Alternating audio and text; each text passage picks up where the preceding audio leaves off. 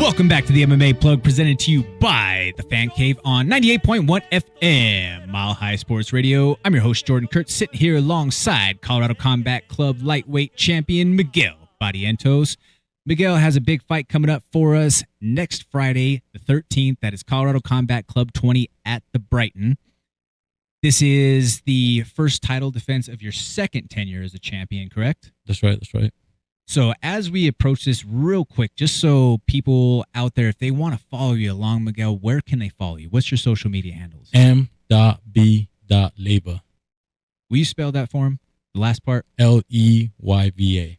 Perfect. There you have it right there. So if you want to give him a follow online on social media, keep up to date or keep tabs on Miguel's progress as this fight comes up, as well as the progression of his career, that's exactly where you want to follow him right there. And guys, I'm really excited to have Miguel in here in studio with us today because he's came up through our ranks in the Colorado Combat Club. He's also fought for us with 5280. Mm-hmm. So, you know, I've had the privilege of watching this young man grow up in the combat sports scene right before our eyes. And from the very first time that he's fought for us, thought like, man, I don't know in terms of where the technical refinement might go down the way, and that has progressed. But what this kid has in terms of intangibles and being a dog, that is not something that anybody can debate out there. I mean, you have a style that I love it. I mean, you write it down specifically whenever we do our pre-fight interviews. Like, you remember what the question is, right? Yeah. You know exactly what's your type of style? Mexican style. Boom. Exactly. I made this comment at one point, and someone was like, "Oh, like, is that offensive? What do you mean?" Like, no. Like, if you talk to anybody in the fight game and you say someone fights like a Mexican, you know exactly what it means, right? Yeah. You're going to war, kill or be killed. Exactly. So, Miguel, let's take it back a little bit. What got you into fighting? Like, how did you start? I remember one time my uncle, I was maybe like 18, 19 years old. I started late. He's like, "Hey, come see these fights on the TV," and I was like, "All right."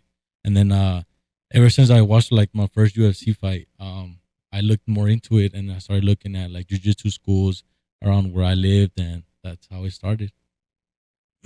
Onward and upward right then from there. So, you know, once you started training, did you know immediately that you wanted to fight, or were you just kind of training because, you know what, I see this on TV, this looks cool, or it was like day one when you stepped into the gym, it's with the intention that someday I want to actually be the guy who's getting locked in the cage? Yeah. I've always, yeah. Well, as soon as I started training, I knew I was going to eventually be in the cage. Okay.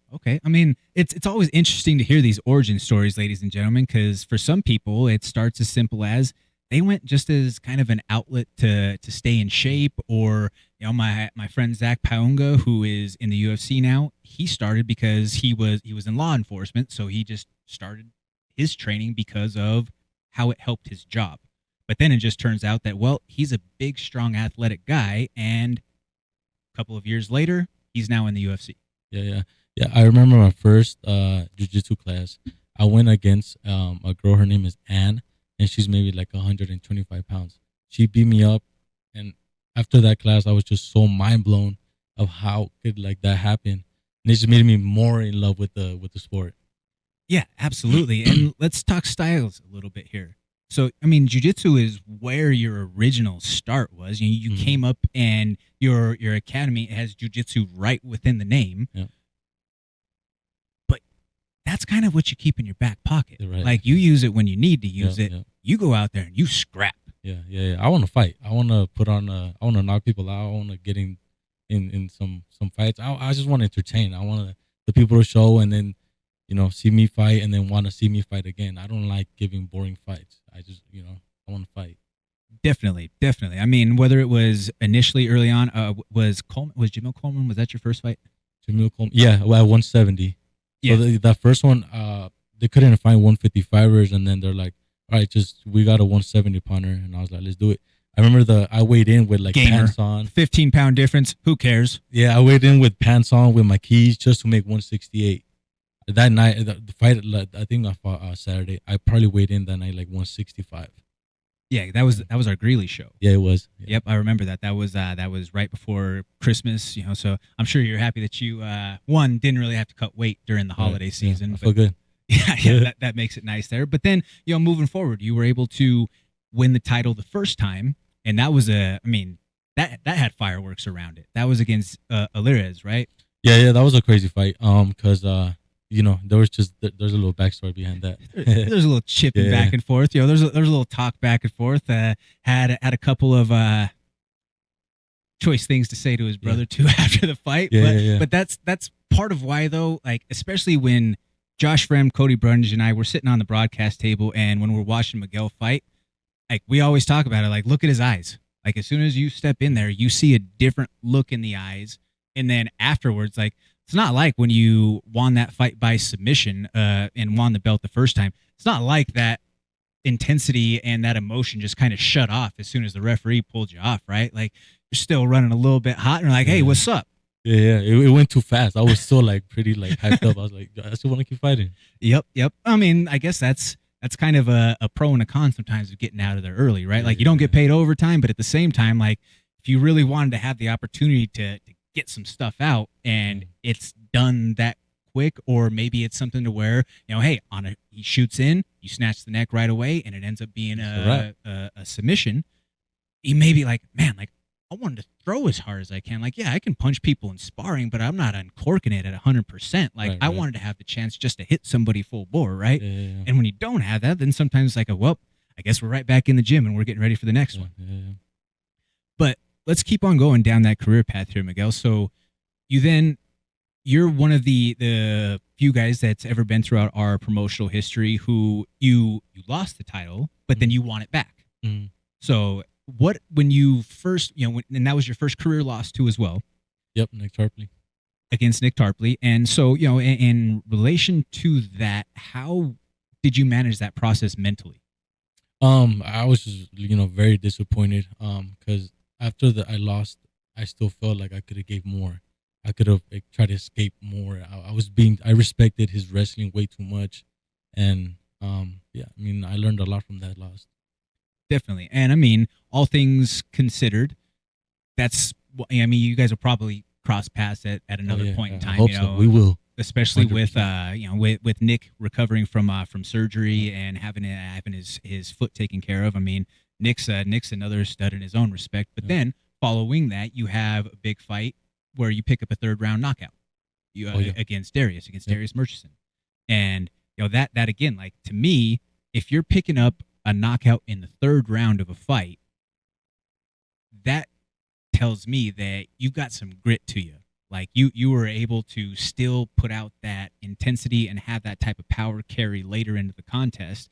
And especially like, you guys had some back and forth exchanges throughout that fight. You fought through some adversity, and then you're like, all right, like now it's time to bite down. I'm marching forward and I'm swinging him until one of us is going down. Yeah. Kill or be killed. Yeah, he dropped me in the first round. And I've never been rocked like that, not even in training, no fight. And it was a good experience to be like, all right, I didn't let that put my confidence down. I forgot about it as soon as the second round came. I was like, let's get it.